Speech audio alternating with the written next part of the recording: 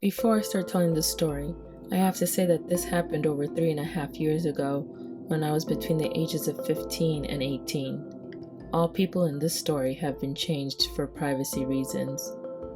I grew up in a pretty good sized town. High school grades always had between 800 and 1,000 students. The town was about 45 minutes to an hour from the second biggest city in the state, which is known for 3 rivers and many bridges. I have 2 older brothers, which means obviously I'm the youngest of 3 boys. Our mother was the general manager at my grandpa's golf course. By no means were we well off in any way, but we were far from being poor. And our father was in the state police, a lieutenant at the time of everything happening. When I was 15, I went to the downtown area getting food and ice cream with friends at a place about a half a mile from the high school football stadium. Being that we were only 15 years old going into our 10th grade year of high school and almost 16, we all rode our bikes to meet up. My hometown was split up into 6 wards.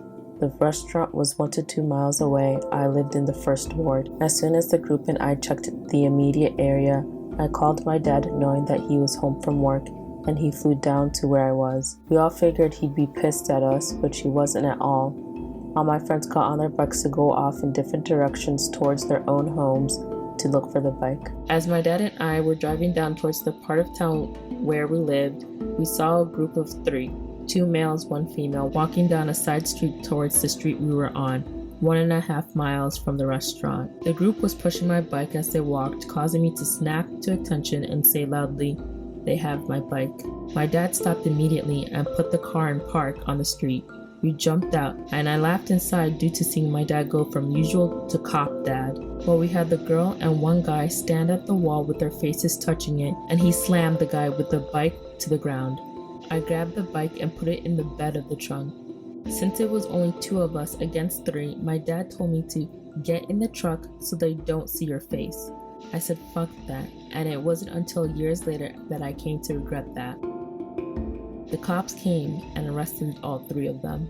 Fast forward to 2.5 years later, I was 18 years old and home for my freshman year of college, which was spent at a military college across the state from home, which stuff I learned during my time at school will help out. I was out jogging around 6 p.m. one night on the sidewalk next to the road when a car flew past me, sat at the top of the stop sign until I passed them. Luckily, I was close to home and memorized the car details or as much as I could. The vehicle drove and went a lot slower, and I walked into the house when they were passing. I did not think anything wrong with the situation, other than someone driving fast and slowing down upon realizing someone was jogging. Fast forward 1 week, I just finished up another jog, walked into the house through the front door, which leads right into the kitchen, which has a big window that looks out to the driveway, front yard, and street and stop sign. As soon as I walked into the sink by the window to splash some cold water on my face, I heard a loud boom from outside sounding like an M80 exploding, then 1 second of silence, and 3 loud booms in quick succession, which thanks to being a hunter, I knew it was gunfire. Here is photo proof.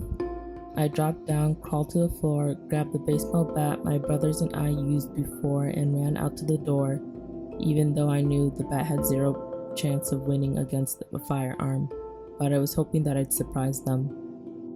When I got outside, they were driving away, and I recognized the vehicle from a week earlier that sat at the stop sign when I was out jogging. Thankfully, no one was at home at the time, since who knows where they'd be standing or what would happen. After the police came and I had given my statement, we waited. Since the town was big, it was also small enough that a lot of people knew everyone. The town's police and my brothers all joked with me, asking things like, "Did you try to be your hero when no one was around?" or would ask if I was crazy due to running outside towards gunfire without a gun. Well, 2 or 3 days had passed when we received the call from the cops saying that they had caught the guy who shot at the house. As it turns out, it was the same guy who stole my bike 2.5 years earlier. After finding that out, my dad and I looked at each other without saying anything. We didn't tell my mom about it being the same guy and that they had seen me finish up and walk into the house luckily by chance. The guy had received 10 years for attempted murder with a weapon, attempted assault. Since not a single person was injured in any way, no assault charges of any kind were charged towards him.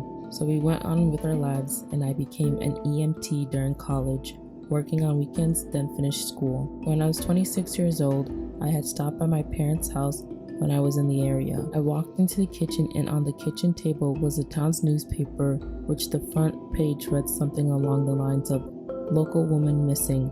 Vehicle found abandoned and burned." As I started reading the article for a second, I almost immediately ripped the kitchen table off the frame with rage. The article said that the missing woman's boyfriend for some period of time was the same guy who had stolen my bike and shot at my parents' house with me in the front window.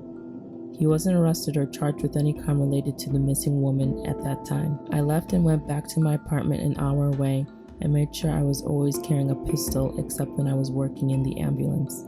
Even through all of the rage, I was feeling somewhat paranoid thoughts of him maybe following me, even if it's unlikely. My parents left their house for a week to stay at my grandpa's house, which was empty due to him living at the golf course. Life went on from there. I still work as an EMT in the second biggest city in my state. The guy who shot at my house is currently in prison on charges of crimes not related to the murder of the lady in my hometown.